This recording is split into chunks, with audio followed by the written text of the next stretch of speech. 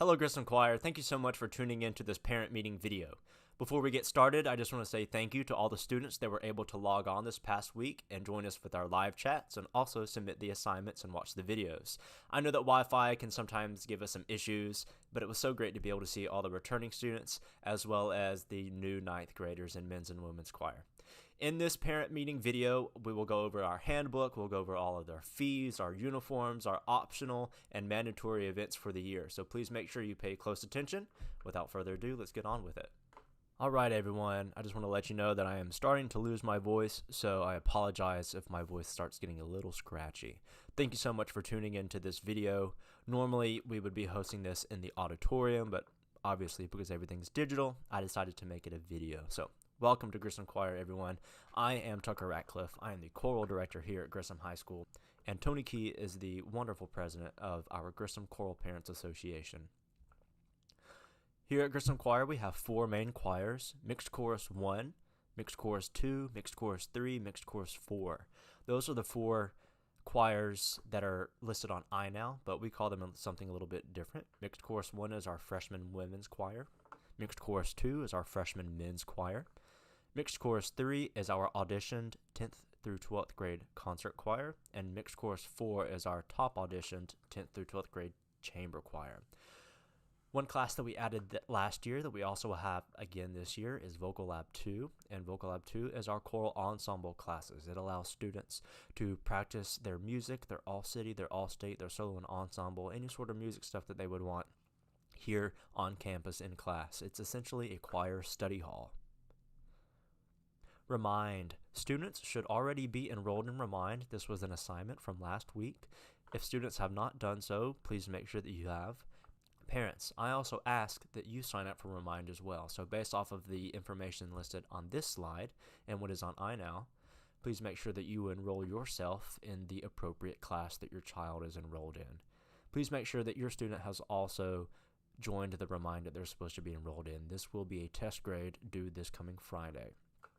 Schoology. So I was playing around with the idea of using Google Classroom, but I've decided to go ahead and be streamlined with all the other classes. I will be using Schoology this year for announcements, assignments, and files, etc. Sight Reading Factory. We use Sight Reading Factory for assignments, practice sessions, and something that I'm trying to create called Sight Reading Factory Karate. We do not have access to this right now. I've not purchased the student codes, but I will be sending a link out this week once I do so for you to visit and set up your account, students. For those that used Sight Reading Factory last year, those of you that are in current concert and chamber choir, this is a new code and you will need to re-register. You will need to do this by the Friday of whenever I send out the link. If I'm not able to send out the link this week, obviously it will not be due this Friday. It will be due next Friday. Let's go over our calendar of events. So this year, our fall concert is going to look a little bit different. It is going to be a drive-in fall concert on September 24th. It will be an optional event, not a mandatory event this year. Students, if you wish to participate, and parents, if you would like for your student to participate and will allow them, students will come onto campus every Tuesday and Thursday, but not this week. We will start next week, every Tuesday and Thursday from 3:45 to 5 p.m. We'll rehearse our music. We'll have an awesome time wearing our face masks, following CDC and Huntsville City Schools guidelines of social distancing.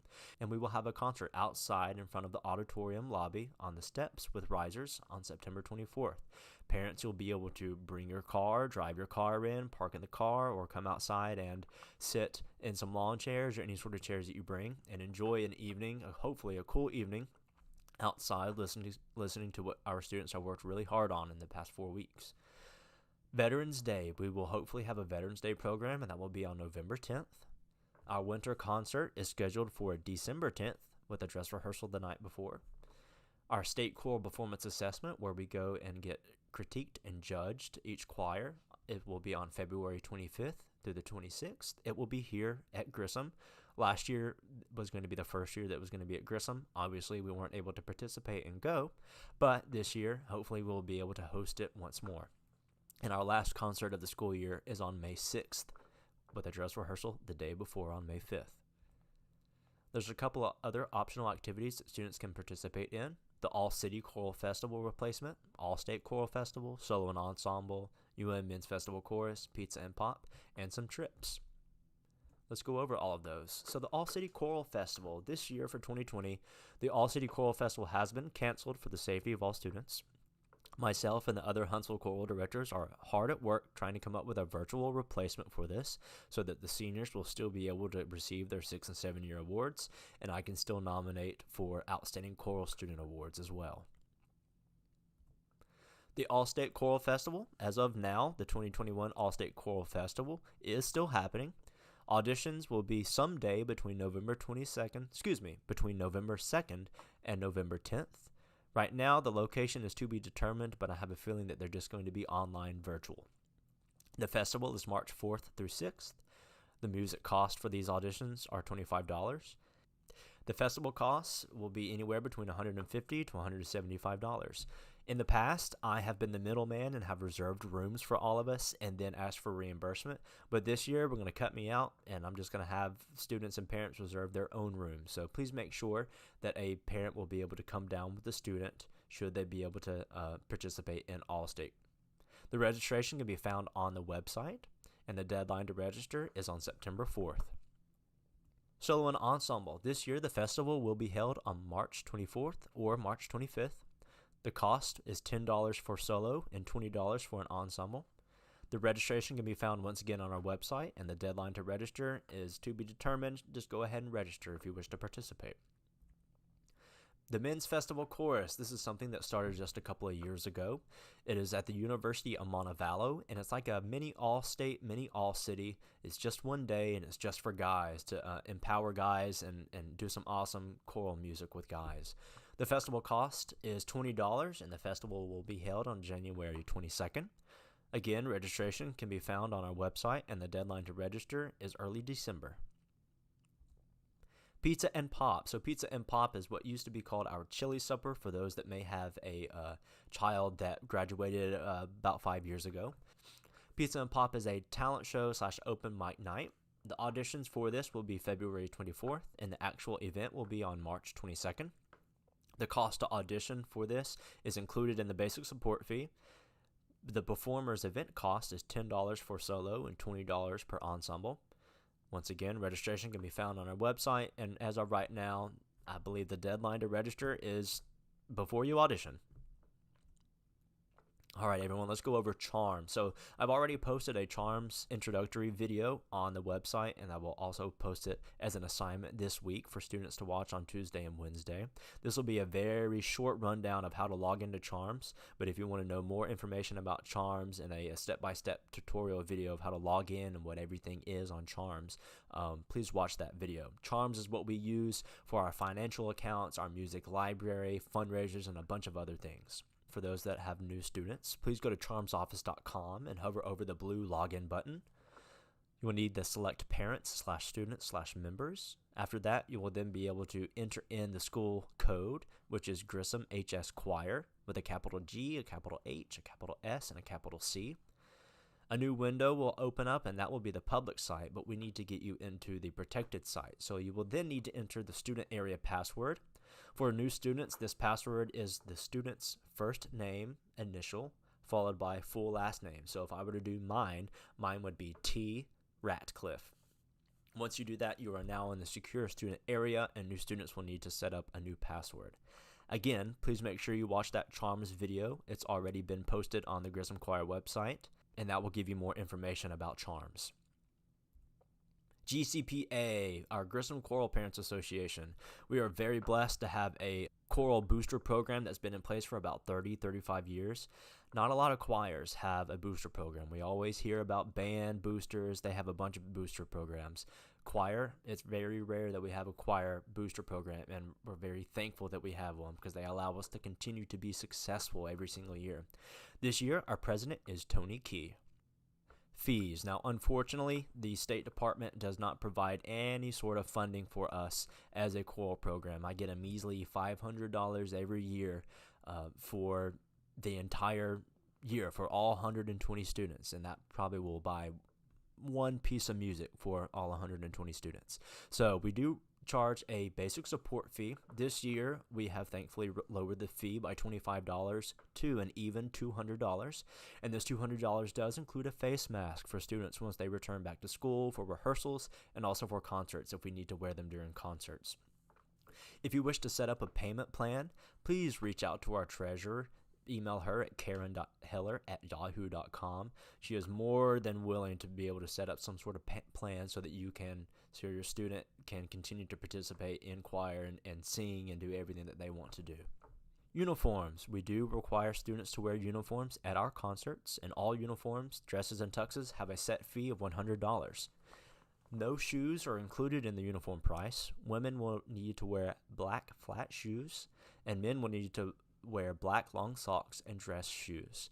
At this time, I ask that you please refrain from sending in payment because we really don't know what this semester is going to look like. We're going to have some concerts, but we don't know how 100% what they're going to look like. So we will probably order uniforms for freshmen in January as opposed to in the next couple of weeks. So please refrain from sending in this $100 or paying it on charms. I will let everyone know when that needs to be done. Those of you that are upperclassmen, you already have your dress and your tux. If you need to get a different size or change out something, please let myself or one of our uniform committee members know. Fundraisers. We do offer several fundraisers throughout the year so that students can raise money for their basic support fee. Now, unfortunately, due to COVID, we've had to cut back on what fundraisers we offer. We were going to offer a Yankee candle sale and a couple other things, but a lot of these programs have shut down their fundraising due to everything that's happening with COVID. We will continue to do our sheet sale, and it will be online this year. For those of you that are new, these sheets are $40. Students are able to keep 18 of that $40, and the sheets are fantastic quality. They are awesome. So I highly encourage everyone to participate in the sheet sale. When we get more fundraisers lined up for Grissom Choir, they will be announced on the grissomchoir.com/fundraising, and of course I will let everyone know via email. This is our design this year for a Grissom Choir t-shirt. It looks like the Patagonia design, but with a tiger instead of a bear. If you wish to purchase one of these, they can be found at grissomchoir.com/apparel. For current students, they are $10. For parents and guardians/siblings or anyone else that's not a current choir student, they are $20. I ask that you get these order forms and sizes and money in by this coming Friday, August 28th, so that I can order them and get them in for all of us to wear. Deadlines. So we do have a couple of deadlines that are coming up. The first one is for parents to sign the handbook acknowledgement. Our handbook can be found at grissomchoir.com/handbook, and it's also posted as a PDF on Schoology.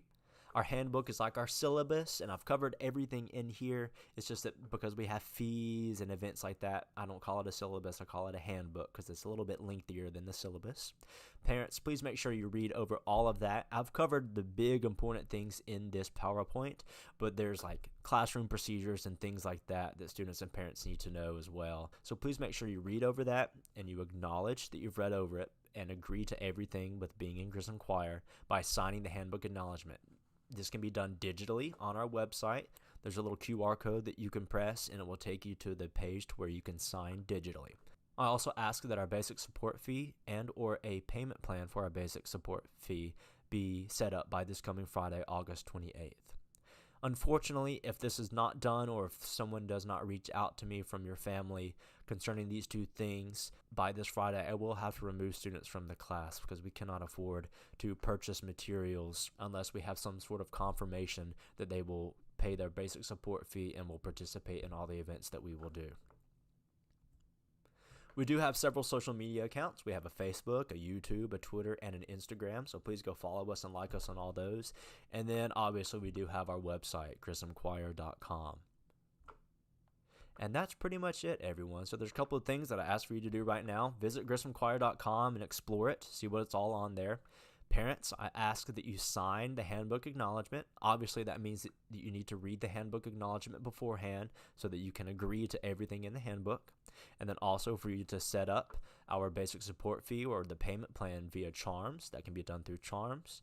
Or you can send in a check through the mail. And if you wish to do that instead of paying through Charms, please reach out to me or our treasurer, and we will send you the address to send it to. If anyone has any questions, anything that I did not answer, please reach out to me via email. My email is tucker.ratcliffe@hsv-k12.org, or you can go to our website and scroll down to the very bottom and you can email me that way as well.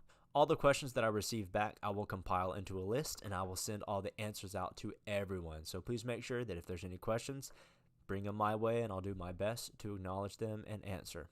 Thank you for tuning into this video. I hope that it helped you understand a little bit more about Grissom Choir. I'm super excited for what this year holds. I know that everything's a little different right now with being online, but I'm going to do as much as I can to make sure that this school year is as normal as possible and that we are able to be as successful as we've always been in the past. Thank you, everyone. Have a great second week of e-learning.